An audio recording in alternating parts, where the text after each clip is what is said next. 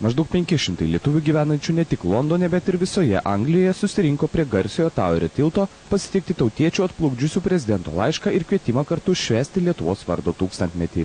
Lygiai 19:15 buvo sustabdytas eismas garsiuoju Towerio tiltu, jis pasikėlė ir iškilmingai praleido jachtą Amber Sail. Tarp Temzės krantus jungiančių Londono tiltų vienintelis Towerio tiltas yra pakeliamas. Po Londono pasididžiavimo vadinamų Towerio tiltų gali praplaukti iki 9 metrų aukščio laivai, o jachtos Amber Sail stiebo aukštis 26 metrai.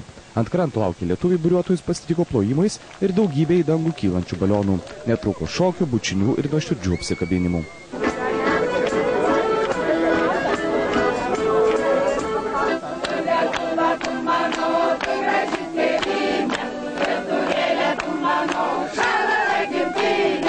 Po nuoširdaus sutikimo visi norintys galėjo užlipti ant jachtos denio ir ją apžiūrėti iš vidaus. Labai nuostabi, labai didelė. Iš toli labai atrodė miniatiūrinė ir tikrai negalvom, kad talpintų 12 saugusių vyrų, bet pasirodo įmanoma. Labai kompaktiška, labai faina, matėm labai daug dėžių su maistu konservuotų ir taip toliau. Labai geras įspūdis, labai. Šiaip norėtumėt patys plaukti? Labai. Mes prašymės jau dabar į Norvegiją.